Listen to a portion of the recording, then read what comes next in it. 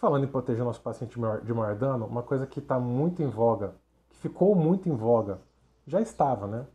Mas que ficou muito mais batido agora pós-Covid, é essa questão da ventilação protetora. Muito se fala sobre manter uma ventilação protetora, mas o que é uma ventilação protetora? É uma ventilação que protege o pulmão de maiores danos. Lembra que eu falei ali atrás que o maior problema, na verdade, não é a pressão que está dentro do sistema, mas sim a variação dela? Isso é o driving pressure. A gente vai entender o que é o driving pressure. Faz parte da ventilação protetora. Outra coisa que faz parte da ventilação protetora é a quantidade de ar que vai entrar. Qual é a quantidade de ar que vai entrar? A gente vai calcular isso por peso ideal. Na média, 6 ml por quilo. Isso aqui ficou muito batido, né? Isso ficou muito batido na época do Covid. Os estudos falam que de 4 a 8 a gente consegue manter uma ventilação protetora, mas idealmente mais próximo de 6 ml por quilo predito ou peso ideal. Mas veja bem, aqui vamos fazer um parênteses. Se teu paciente está sendo entubado por rebaixamento neurológico, às vezes por uma intoxicação exógena ou por um TCE, e o pulmão está ok, o pulmão ele tem um bom funcionamento, você não precisa deixar esse paciente com 4, 6 ml por quilo. Você pode ventilar ele com 8 ml por quilo de peso ideal, sim. Certo? Você pode, não é crime nenhum. Crime é fazer com que esse paciente fique hipoventilado. Então, vamos ficar bem claro aqui. Ó. O ideal é de 4 a 8, de preferência 6, nos pacientes que têm lesão pulmonar. Pacientes que não têm lesão pulmonar, você pode ventilar sim entre 6 e 8. Não tem o menor problema, o pulmão dele não vai ser lesionado por causa disso. Pressão de platô é outra coisa que a gente vai aprender. Né? O que vai ser a pressão de platô? Ela idealmente tem que ficar abaixo de 30 centímetros de água. E a driving pressure menor que 15 centímetros de água, ou seja, vai suportar uma distensão muito menor. A PIP tem que ser ajustada caso a caso e eu vou mostrar para vocês como é que faz ajuste de PIP. Por que peso ideal? Por que peso predito?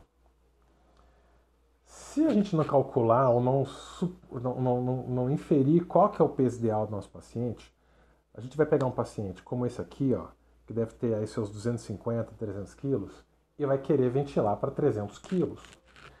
Se eu colocar 6 ml por quilo um paciente de 300 quilos, eu vou colocar um volume corrente de 1,8 litro. Esse pulmão não cabe em 1,8 litro. Porque quem engorda é o tecido subcutâneo, não é o pulmão. Os órgãos continuam do mesmo tamanho. Então o pulmão não engorda, certo? A gente vai calcular qual que seria o peso ideal para esse paciente. Ah, ele tem 1,70 m e 250 kg. Beleza, eu tenho 1,70 m. Qual que é o peso ideal para esse paciente? Então a gente vai calcular. Existem fórmulas para isso, né, para homens e para mulheres. Ligeiramente diferente aqui, só muda esse índice que é fixo, que é o 50 aqui para homem e o 45. Olha só, um paciente masculino, 142 quilos, 1,75 m. Qual que é o peso ideal desse paciente? A hora que a gente coloca na fórmula, a gente vai ver que é 70,5 kg de peso ideal. A gente vai programar o volume corrente desse paciente para 420 ml e não para 1,8 litro. Tá certo? A conta é simples. Guarda essa fórmula em algum lugar. Se você trabalha em alguma unidade que não tem fisioterapeuta, porque geralmente o pessoal da físio faz esse manejo ventilatório muito bem, se você não tem uma equipe multidisciplinar para fazer essa conta para você, guarda essa fórmula, deixa num cantinho e usa quando você for entubar um paciente. Né? Vê qual que é a altura, faz a conta, vê se é homem ou se é mulher, faz a conta do peso ideal e programa o volume corrente para o peso ideal desse paciente. Então vamos lá. Entubou. Beleza? Beleza. Vou iniciar a ventilação. Eu vou ventilar a VCV, ventilação controlada volume. Muita gente, inclusive, acha que é um jeito mais fácil de ventilar e eu não discordo. No início meu de carreira também eu preferia ventilar a volume, eu achava que era mais fácil.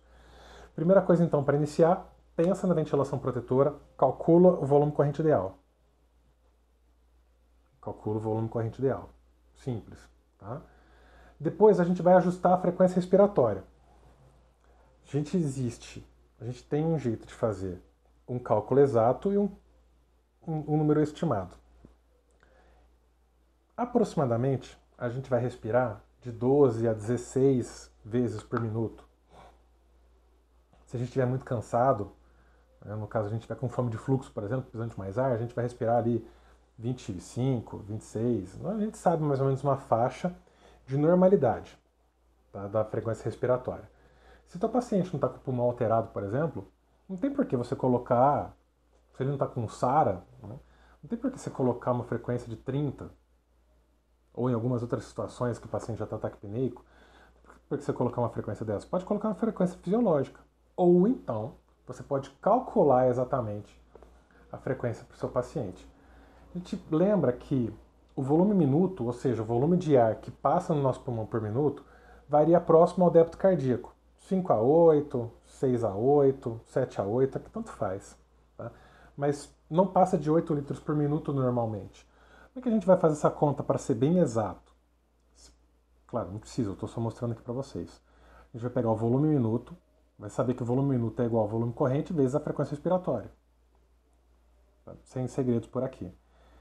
Então a gente vai ver que a frequência respiratória é o volume minuto dividido pelo volume corrente. Matemática básica também, ensino fundamental, nada de excepcional. Então se eu vou fazer um volume minuto de 7, por exemplo, e pego aquele paciente de 420 ml de volume corrente, eu vou descobrir que eu vou precisar dar para ele uma frequência respiratória entre 16 e 19. Tá? Aqui, ó, no volume minuto de 7, no volume de minuto de 8. Então, entre 16 e 19, para aquele paciente, está de excelente tamanho. Tá? É uma conta simples, não exige grandes dificuldades. Tá? Dá para a gente imaginar colocar 16 ali empiricamente? Dá para a gente fazer a conta? Dá. Você sabe fazer os dois agora. Próximo passo, a gente vai ajustar o fluxo. Aqui, ó, vou fazer um parênteses. Ventilação controlada a volume é ventilação controlada por fluxo. Alguns ventiladores vão te exigir o ajuste de fluxo.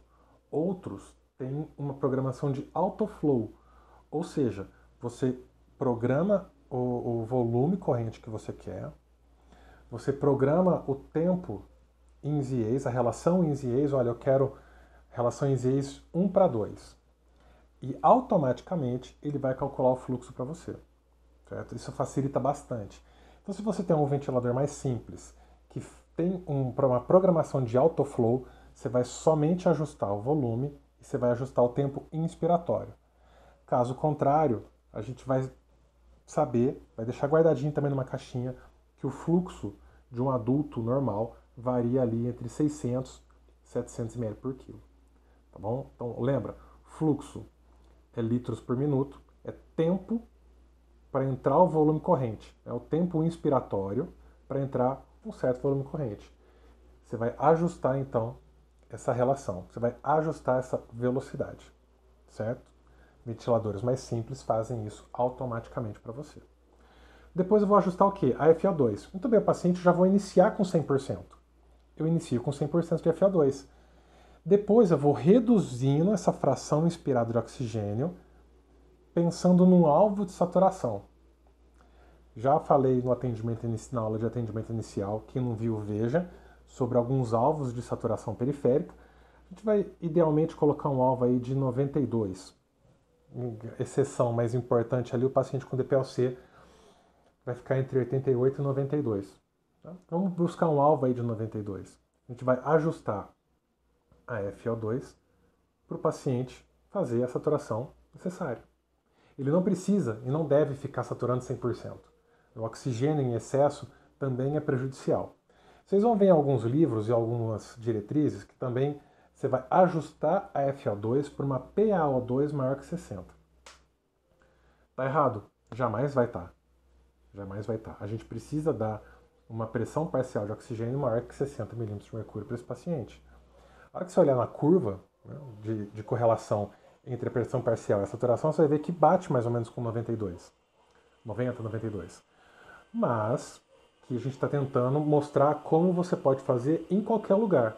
E eu sei que em muitos lugares a gente não tem gasometria tão fácil assim, nem tão rápido. Então não vamos ficar dependendo da gasometria nem para decidir entubar, nem para decidir ajustar, nem para outras coisas. A gente não vai tratar exame, a gente não vai entubar uma gasometria. Certo? A saturação periférica está de excelente tamanho. A saturação periférica de 92% para cima, lembrando que o paciente não deve ficar em saturação de 100%. Combinado? Próximo ajuste, ajuste da PIP. Vou iniciar a PIP com 5 centímetros de água. O que é PIP? É pressão positiva no final da expiração. Vai ter uma aula aqui no Minuto Crítico só sobre esses termos, só sobre mecânica ventilatória. A gente vai começar com 5, a não ser pacientes que tenham SARA, né? Síndrome da angústia respiratória da adulta, aí a gente já vai começar com uma PIP maior. Como é que eu faço esse ajuste? Como é que eu proponho esse ajuste? Existem duas formas da gente fazer esse ajuste. Uma é mais simples, que é a tabela da ARDSNet.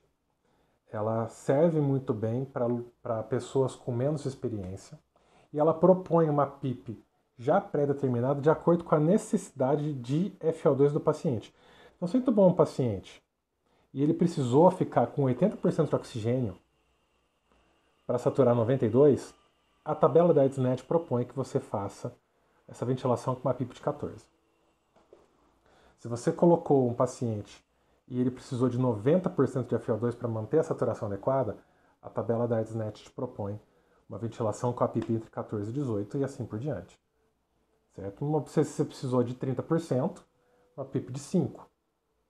Certo? Então ele já fica pré-determinado qual é a PIP que você deve usar de acordo com a FO2 que o teu paciente precisa. Muito legal essa tabela para pacientes com SARA. Para pacientes com alteração pulmonar grave, uma PAC grave, uma pneumonia broncoaspirativa, um paciente que tem alteração aí de funcionamento pulmonar. Mas eu, particularmente, aí é a opinião de especialista, não é a opinião de ninguém, não tirei isso da literatura, mas eu acho um pouco complicado lidar com esse tipo de tabela para o paciente que não tem doença pulmonar e você precisou entubar, como, por exemplo, aquele paciente que teve uma intoxicação por tricíclico, rebaixou demais e entrou em coma. Tá bom? Existe uma outra forma, que é pela complacência. Essa te exige um pouquinho mais de trabalho, só que é mais segura para os pacientes que não têm alteração pulmonar. O que é complacência? É o quanto que o pulmão consegue acomodar de volume de ar. Certo? Quanto que cabe ali dentro? Quanto que aquele pulmão consegue receber? Isso é complacência, é um pulmão capaz de receber, ele é complacente. Como é que eu vou calcular a complacência? Aí no caso daqui a gente está falando de complacência estática, porque existe a outra também que é a complacência dinâmica. Complacência estática é o volume corrente dividido pela driving pressure. O que é driving pressure? É pressão de platô menos a PIP. Calma, vamos lá, não é tão complicado assim, olha. Tá vendo esse gráfico aqui? A gente vai fazer uma pausa inspiratória. O paciente está lá, ciclando. Inspiração, expiração. Inspiração, expiração. Na hora que ele estiver inspirando, você vai ver que tem um botãozinho no ventilador, chama pausa ins. Vai fazer uma pausa ins.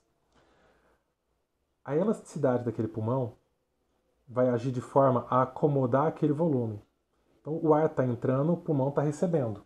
A hora que você pausa a inspiração, ele vai tentar voltar ao estado original. Só que vai ter um volume preso lá dentro.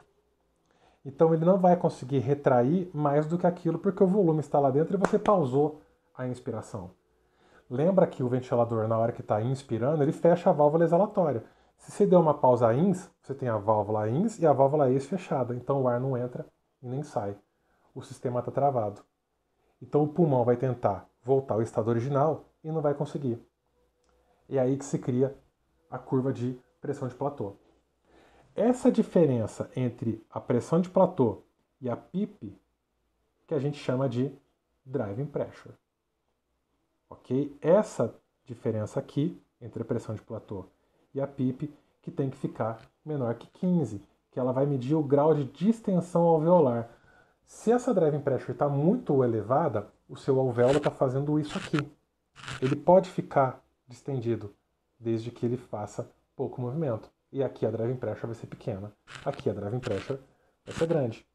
Então a complacência nada mais é do que o volume dividido pela driving pressure. A complacência vai medir também uma proteção pulmonar. Certo? Aprendeu a calcular? Aprendeu a fazer? Ótimo. Pausa inspiratória, vê a pressão de platô, você vai dar uma pausa, vai medir que número que está. Às vezes o ventilador já vai até te trazer, olha, pressão de platô é tal, PIP é tal. Alguns já te trazem já calculado a complacência estática, em outros ventiladores você vai ter que calcular. Mas o cálculo é muito simples. Tá? Então, complacência estática, volume corrente, dividido pela driving pressure. Beleza? Olha, então a gente vai fazer esse ajuste. Como é que a gente vai fazer esse ajuste? Como é que eu vou fazer então esse ajuste pelo método da complacência? Então eu entendi o que é complacência, que é a quantidade de ar que entra naquele sistema, que aquele sistema acomoda. Eu entendi o que é volume corrente, eu entendi o que é driving pressure.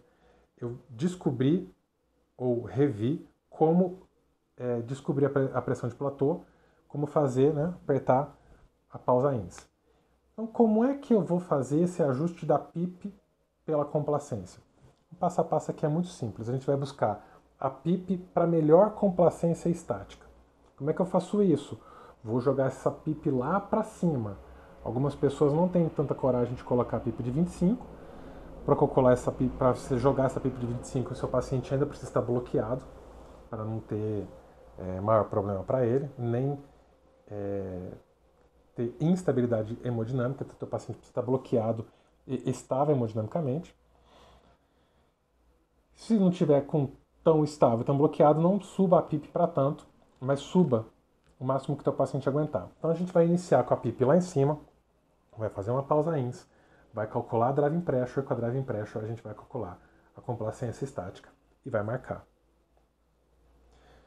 Vou reduzir a PIP 2 ou 3 centímetros de água. A gente costuma reduzir 2. Então tá lá em 20, põe para 18. Deixo um tempo, 30 a 60 segundos, para o pulmão se reequilibrar. Faço a mesma manobra, pausa INS, calculo o driving pressure, calculo a complacência estática. Anoto.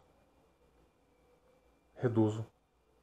Aguardo mais um tempo. Eu vou fazer isso por pelo menos 10 vezes. Eu vou reduzindo a PIP, anotando quanto que ficou a complacência estática para essas PIPs alteradas. Eu vou achar a menor PIP para melhor complacência estática. Então eu comecei lá com 20. Eu tive uma complacência de 40. Eu tive uma complacência de 20, que seja. Vamos colocar. Fui descendo a PIP. 18, 16, 14, 12, 10. Aí eu achei que a melhor complacência foi para a PIP de 10. Então com a PIP de 20, meu paciente estava com uma complacência de 25. Com a PIP de 10, a complacência dele foi para 45. Opa, então essa PIP deu a melhor complacência. Nessa PIP, o pulmão consegue acomodar mais ar. Então eu vou fazer o ajuste do ventilador com base nessa PIP. Eu vou usar essa PIP de 10? Não. Eu vou pegar essa PIP ótima, vou adicionar mais 2 e vou começar a ventilar meu paciente desse jeito. Então se eu achei que a PIP melhor era de 10, eu vou deixar 12 e deixar ventilando. 1, 2 vezes por dia eu vou fazer as mesmas manobras para ver se o paciente já pode ir reduzindo os parâmetros de ventilação. Tá certo? Muito simples então. Para programar a PIP, ou eu vou pela tabela da ArdsNet, que já tem um valor pré-determinado, ou então eu vou fazer essa manobrinha, esse cálculo do driving pressure e do cálculo da complacência estática para saber qual que é a melhor PIP para aquele paciente em particular. Tá certo? Passo a passo aqui é bem simples de fazer. Ainda vai ter um vídeo lá na seção de procedimentos mostrando como faz isso. Tá certo? Por fim, a gente vai ajustar a sensibilidade. E aqui eu quero deixar assim, muito claro que a sensibilidade é o esforço que o teu paciente tem que fazer para abrir a válvula inspiratória. Por que eu fiz essa pausa dramática? Porque há uma tendência de pessoas menos experientes ver um paciente com assincronia, ou seja, com desajuste entre o que o ventilador está ofertando e o que ela está fazendo de movimento respiratório e tentar grudar esse paciente com o aumento da sensibilidade, tornar mais difícil a ventilação. Então, o paciente vai aparentar estar mais grudado, estar mais confortável? Sim, vai aparentar. Mas é como se você estivesse colocando um caminhão em cima do peito dele, você está dificultando ainda mais. você vai estar dando mais chance para ele complicar. Você está adicionando tempo de internação. Porque ele vai começar a fazer um esforço tão grande para tentar abrir a válvula inspiratória que vai dar fadiga muscular. Tá certo? Então, não é para mexer no ajuste de sensibilidade para tentar corrigir a sincronia. A gente não aumenta a sensibilidade para corrigir a sincronia. Nesse caso, o teu paciente ele não está brigando com o ventilador, ele está apanhando do ventilador. Então a gente vai manter uma pressão de sensibilidade, um ajuste de sensibilidade necessário para que teu paciente consiga abrir a válvula inspiratória quando ele tiver um drive, mas que seja elevado o suficiente para que qualquer esbarrão que eu der no sistema, o ventilador não dispare sozinho achando que é um movimento respiratório. Qual que é o valor ideal? Se eu estiver ventilando aqui por pressão, eu vou colocar de 1 a 2 centímetros de água. Se eu estiver ventilando por fluxo, de 3 a 6 litros por minuto. Tá certo? Ventilação não é um bicho de 7 cabeças. A gente consegue destrinchar isso aqui. Nas próximas aulas a gente vai falar um pouquinho mais sobre outros modos, sobre outros parâmetros, sobre outras medidas, sobre mecânica ventilatória. Vamos deixar isso aqui simples de entender.